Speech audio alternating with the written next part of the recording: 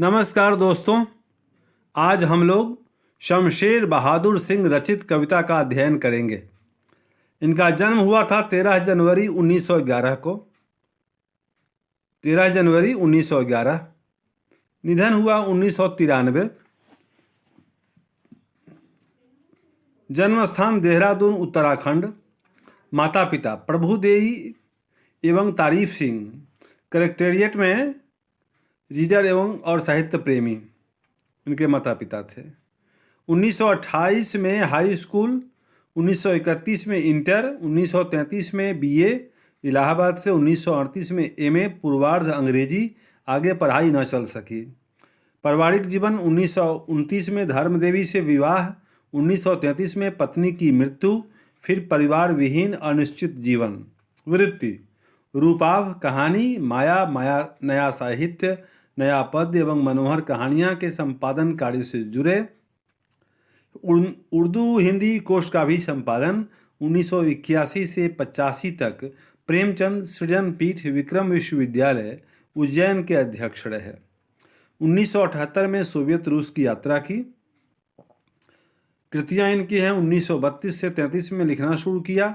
दूसरा सप्तक 1951 में कुछ कविताएं, 1959 में कुछ और कविताएं, 1961 चुका भी नहीं हूँ मैं, 1975 इतने पास अपने, उदिता बात बोलेगी, काल तुझसे हो रहे मेरी, टूटी हुई बिखरी हुई, कहीं बहुत दूर से सुन रहा हूँ, सुकून की तलाश गजलें हैं। प्रतिनिधि कविताएं हैं इनकी, संपादित हैं डॉक्टर नामवर सिंह के द्वारा। सभी कविताएं डायरी, विविध प्रकार के निबंध एवं आलोचना भी फुटकर रूप में प्रकाशित हुए हैं। ये हम लोगों ने पढ़ा कवि के विषय में। अब और देखिए डिटेल में क्या लिखा है। अज्ञेय, नागार्जुन आदि के समकालीन शमशेर बहादुर सिंह आधुनिक हिंदी कविता में स्वच्छंद चेतना के प्रयोगशील कवि के रूप में दूसरा सप्तक में उदित हुए थे। 20वीं शती के उत्तरार्ध में सतत प्रयोगधर्मी श्रेष्ठ प्रगतिशील कवि के रूप में उन्होंने व्यापक प्रतिष्ठा अर्जित की। उन्होंने लिखना 30 के दशक में ही शुरू कर दिया था, किंतु आजीविका, आवास, पारिवारिक जीवन आदि के अनिश्चय अभाव तथा प्रकाशन को लेकर उदासीनता भरे विशिष्ट स्वभाव के कारण उनकी कविताएं पुस्तकाकार शती के उत्तरार्ध में ही आनी शुरू हुईं। शीघ्र ही शमशेर बहादुर सिंह हिंदी के विशिष्ट और प्रमुख कवि के रूप में प्रतिष्ठित हो गए। विशिष्टता उनके लेखन में कवि और काव्य के स्वभाव एवं आग्रहों के कारण निरूपित हुई। वे कवि और शायर एक साथ थे। स्वच्छंदतावाद, प्रगतिवाद, प्रयोगवाद, नई कविता तथा वस्तुवादी यथार्थवाद और कलावादी रूपवाद, इन सबका ये जो पंक्तियाँ होती हैं, ये जो लिखा है आप में, स्वच्छंदता, प्रगतिवाद, प्रयोगवाद, नई कविता एवं वास्तुवादी यथार्थवाद और कलावादी रूपवाद, ये आपको निश्चित रूप से जो प्रश्नों का आंसर लिखें तो उसमें इन शब्दों को लिखें, किस कवि के विषय में यहाँ पर क्या क्या लिखा है। ये उसके कैटेगरी की जांच होती है, किस कैटेगरी से कवि आता है, किस श्रेणी से आता है, इसका पता चलता है। और उसके साहित्य का स्वभाव कैसा है, उसके लक्षण क्या हैं, ये इन शब्दों से प्रकट होता है कि प्रकट होता है। तो आप प्लीज़ अपने आंसर में किसी भी कवि या लेखक के विषय में जो ये भी विशेषताएं यहाँ पर रहती हैं, ये निश्चित रूप से लिखेंगे। ये लिखने से आपके अंक में वृद्धि होगी निश्चित रूप से। इन सब का एक ऐसा विलक्षण घोल उन्होंने अपनी सृजनात्मकता में तैयार किया जिसमें इन सब की सीमाएं नहीं, शक्ति सक्रिय और मुखरित हुई।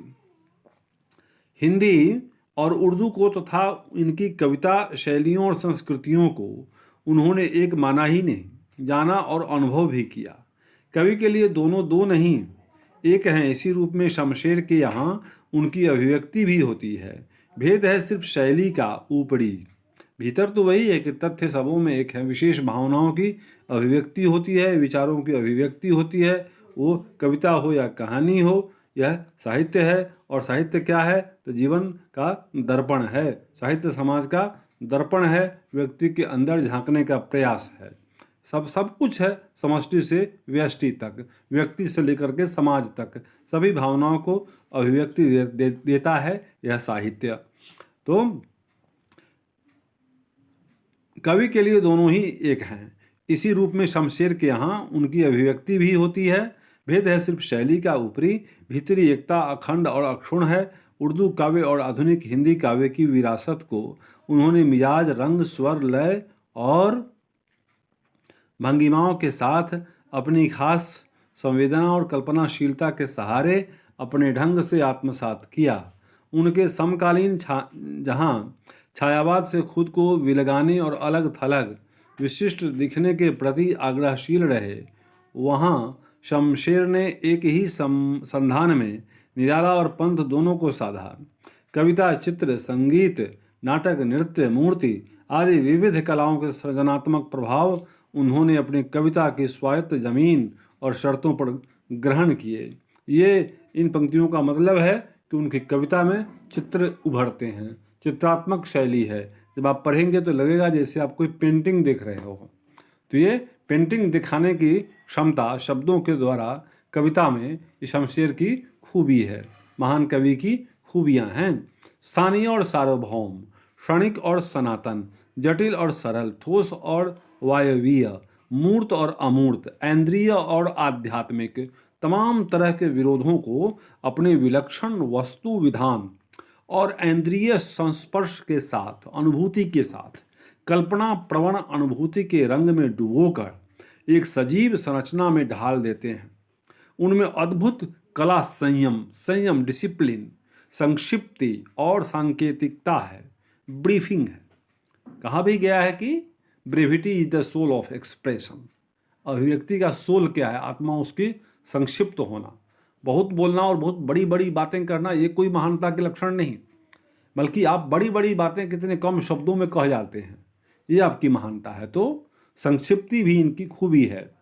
उनकी कविताएं एक अनिवार्य चुनौती की तरह दीप्तिपाती रहती हैं, ऐसी चुनौती जिसे नज़रअंदाज करना मुश्किल हो। वे कई पाठों में भी अक्सर निःशेष नहीं होती, उनमें कुछ चमकता रह जाता है जो अर्थपूर्ण प्रतीत होता है। मतलब शाश्वत बातें कहते हैं ये, ऐसी बातें जो अनंत में हैं। प्रायः उनके समकालीनों से लेकर अब तक के सभी महत्वपूर्ण आलोचकों और चिंतनशील सर्जकों ने उन पर अवश्य लिखा है और उनकी कविता को समझाने की कोशिशें की हैं। वे कवियों के कवि कहे जाते हैं। शमशेर बहादुर की खूबी है कि ये कवियों के कवि कहे जाते हैं। ठीक है, इसके बाद हम लोग आगे देखते हैं। यहाँ उनकी प्रसिद्ध कविता उषा संकलित है, जिसमें उन्होंने उषा मतलब उषा का समय क्या है? सुबह में जब पहली किरण निकलती है, सुबह में आसमान जब लाल होता है सूरज के आने के पहले, उषा काल उसको बोलते हैं, उषा काल। तो उस समय जो दृश्य होता है आसमान में, कैसे लालिमा भरी रहती है नीले आकाश में, इसका चित्रण इन्होंने किया है। आप पढ़ेंगे तो लगेगा जैसे इन्होंने कैमरा से फोटोग्राफी किया हो।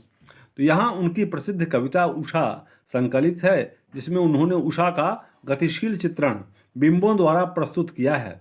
यह चित्रण एक प्रभाववादी चित्रकार की तरह किया गया है। प्रभाववादी चित्रकार वस्तु या दृश्य के मन और संवेदना पर पड़े प्रभावों का उनकी विशिष्ट रंग रेखाओं के सहारे चित्रण करता है। उषा में एक जादू है जिसमें विमुग्ध तल्लीन कवि दृष्टि उसके साथ साथ बढ़ती और उसे सजग इंद्रिय बोध और मानस में जज्ब करती जाती है। कविता का समापन इस जादू से गुजरते हुए बाहर निकल आने पर होता है। उषा के साथ साथ क्रमशः चलती यह यात्रा एक संतृप्तिकर सौंदर्य यात्रा हो जाती है। सो ब्यूटी, आर्ट में ब्यूटी की खोज। ये आर्ट क्या है? तो ब्यूटी और आर्ट ये दोनों एक दूसरे के पर्याय ये यहाँ पर शमशेर की कविताओं में नज़र आता है। अब शमशेर के विषय में महान लोगों ने क्या कहा? अरुण कमल के विचार हैं, शमशेर ऐसे कवि हैं जो अपना असर धीरे धीरे डालते हैं। शमशेर जैसे कवियों का कोई स्कूल नहीं बनता, उनकी कोई पंथ प्रतिमा नहीं बनती। वे उन नदियों की तरह होते हैं जो चुपचाप पूरी घाटी को जरखेज करती चली जाती हैं, जिन पर कभी कोई पुल नहीं बनता। ये बहुत ही प्रवाहपूर्ण अभिव्यक्ति है शमशेर जैसे कवियों की, तो प्रवाह इनमें जो है फ्लो, जो फ्लो कमाल का है, प्रवाह। ठीक है, तो ये शमशेर को हम लोग आंकेंगे प्रवाह के पॉइंट ऑफ व्यू से। प्रवाह के की जो धारा है, धारा के जो प्रवाह है इनका वो प्रबल है, भाव आवेग इनमें बहुत है, ये इनकी खूबी। अब हम लोग देखते हैं कविता क्या है। उषा। उषा मतलब सुबह में सूरज के आने के पहले का सीन। आसमान साफ है, वह नीला रंग का है और उस पर उषा आई तो पूरी लालिमा फैल गई। तो क्या है वह दृश्य, देखिए। उषा प्रातः, प्रात नभ था। नभ कैसा था, सुबह सुबह का, एकदम प्रातः काल का।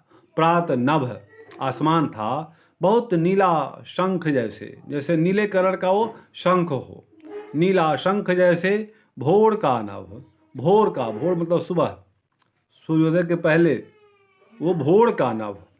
राख से लिपा हुआ चौका, जैसे राख से लिप दिया गया हो, निप दिया गया हो। राख से नीपते हैं चौका।